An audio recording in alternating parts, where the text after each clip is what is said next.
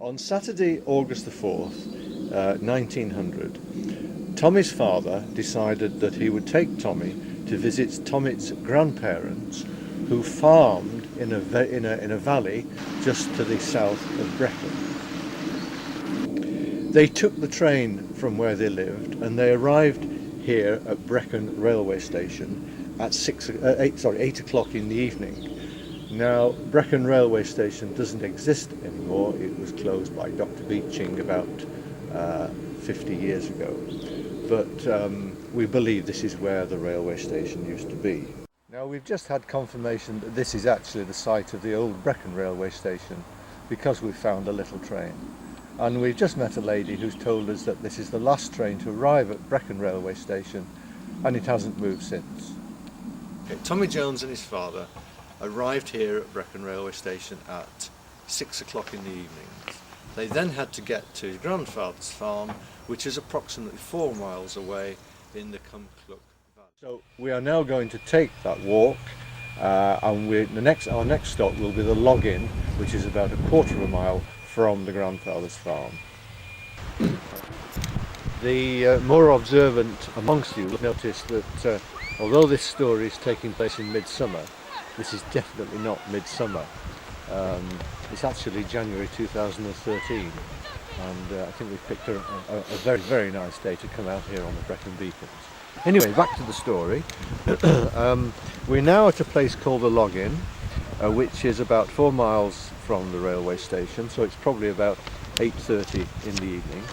And Tommy and his father came across a temporary army camp that had been set up, and there were refreshments available.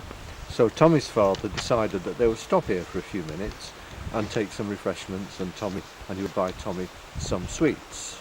Just by chance, the grandfather, who lives just up the valley, had also decided to come down here, and they met up at the army camp here and they both had a drink. With Tommy's grandfather was another cousin who decided that he would go back to the farm, taking Tommy with him to warn the grandmother that they were going to have visitors for the night, because presumably they were going to stay for the evening. So off the two kids went, off up to the farm, 10 minutes away, 15 minutes away, what to warn the grandmother, and then they came back. Unfortunately, when they came back, there was only the cousin. Tommy had disappeared. And Tommy had decided halfway to the farm that he didn't like the countryside, he didn't like the animals, he was frightened, and he decided to come back here to the Log-In. Unfortunately, Tommy never arrived, and nobody saw Tommy alive again. Okay, we've now reached the farm where Tommy's grandfather lived and farmed, and this is where Tommy never actually arrived here. Between the Log-In and the farm, he disappeared. Once they discovered that he disappeared, the father searched, the grandfather searched, the soldiers started searching.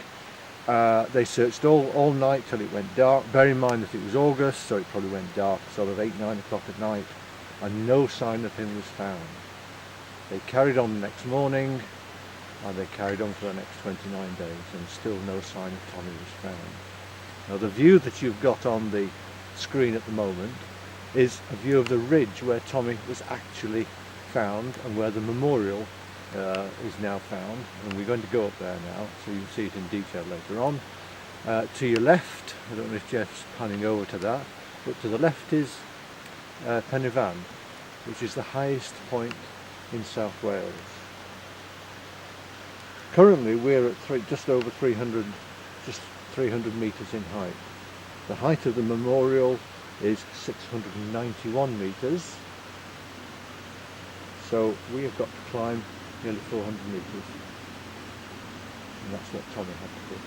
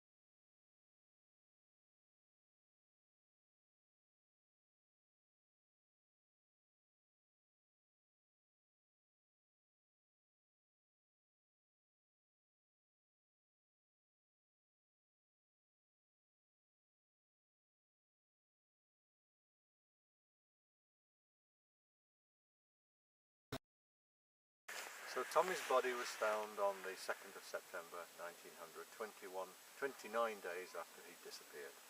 And of course the police were called up and he was taken down on the stretcher, and there was an inquest, and the decision was that he died from exposure. This story touched so many people. It was actually in the national newspapers that somebody decided that they ought to have a memorial for Tommy. And they collected together money. The jurors actually were paid in those days, and they contributed their fee towards the cost of the memorial. And I think it was in July 1901 the memorial was brought up here by horse and cart, and it was actually erected in this spot in his memory. This is not quite where he died. He died somewhere out over on the hills, but they decided to put the memorial closer to the edge of the escarpment so it could be seen from down in the valley, and also the people walking up here would be able to see the memorial. Now since then, over 100 years ago, thousands and thousands of people must have walked up here and walked past, just like ourselves, just like the Striders. We come up here 2-3 times a year, and we always stop and look at the memorial and read the words on the memorial. And thousands of people must do this, and it's a nice, fitting memory to a poor little boy who perished in the Brecon Beacon.